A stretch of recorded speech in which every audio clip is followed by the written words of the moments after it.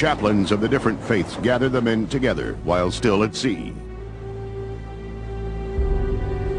The soldiers know at this point that they are committed to battle. They also know there's no guarantee about getting out of this with their lives.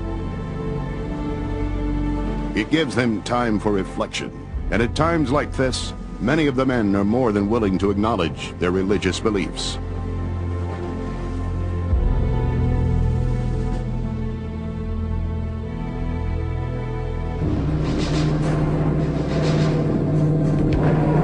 Before the landing, underwater demolition teams, also known as frogmen, do their part to prepare for the invasion.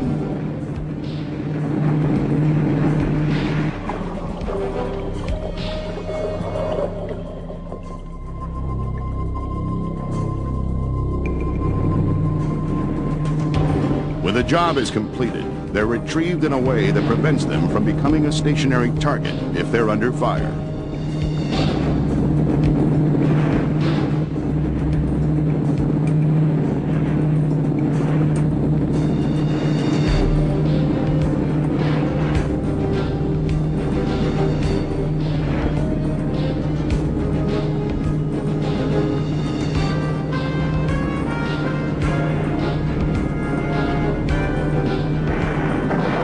Since we couldn't bring our half-tracks in on islands like that, we landed on the mainland, and that was the first place I saw the rocket launchings from the landing craft and the rolling thunderous impact on the beach.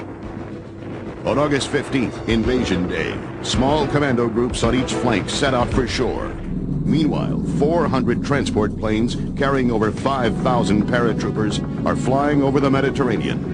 Operation Dragoon, the invasion of southern France, has begun.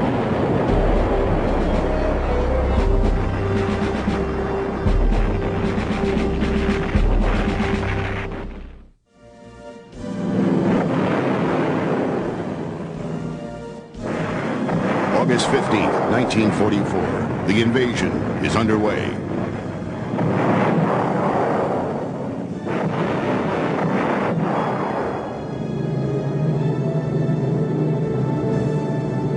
The Gold Coast of the French Riviera, once the playground of Europe's elite, is under attack by invading Allied armies. 9 miles inland, 5,000 paratroopers of the 1st Airborne Division make a drop near the town of Limoux. Then come hundreds of glider-borne reinforcements. Landing behind the German lines creates a chaotic situation for the enemy. French commandos land on the left flank, east of Cap Negre, wipe out a coastal battery, and block the road to Toulon in a letter-perfect operation.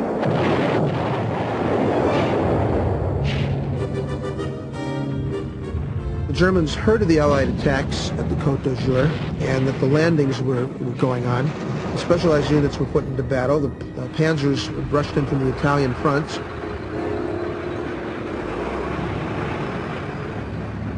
The repair units had to improvise because there were very few spare parts and a lack of supplies, a lack of reserves. These people realized what a terrible shortage there was of parts and gasoline, and they knew to fight without the parts, without the supplies, was extremely risky.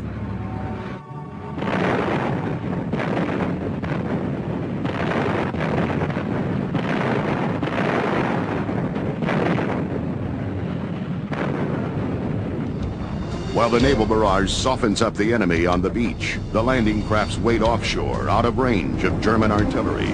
The rendezvous continues for hours. Then, finally, they head to the beach. 8 a.m. All of the different divisions head to their landing points on the beach. A message is sent to headquarters on the USS Catoctin that the landings are on time, and the opposition is light. As the landing crafts head for shore, the men have a few anxious moments to ponder their fate. Then the adrenaline kicks in. There's a positive sign. The fire coming in at them is not as bad as they expected.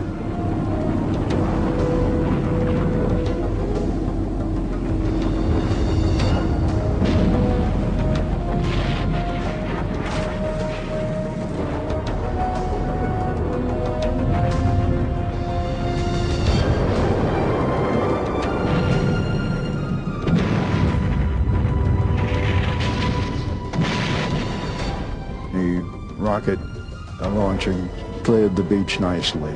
I had participated in the invasion of Sicily back with the Rangers. This was much easier. Our function was on landing. After the tracks were available, we drove eastward to the French-Italian border.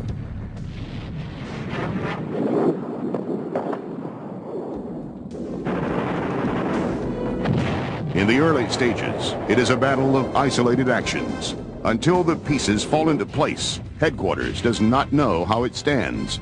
It does not even know that its paratroopers have, by chance, landed right next to the headquarters of the German Corps guarding the assault beaches.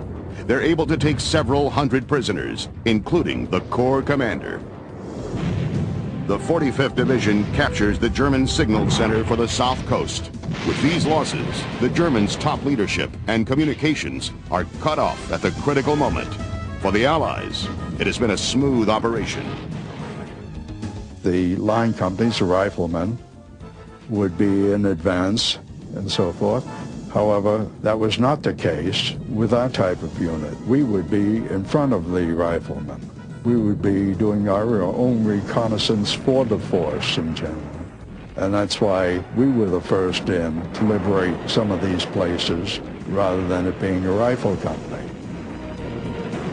The 6th Corps, under Lieutenant General Lucian Truscott, quickly sweeps over the two German divisions facing the assault beaches. German morale on the continent finally appears to be cracking. German morale was getting shaky in southern France. The best German units were on the Eastern Front and fighting in northern France. So a lot of the troops in southern France were not the very best troops in the German army. And over 2,000 of them surrendered on the first day of strong fighting. Even more surrendered the next day. We had one fellow with us. He had been born in Berlin. There was a whole company of Germans. He was able to talk them into surrendering to our cannon company.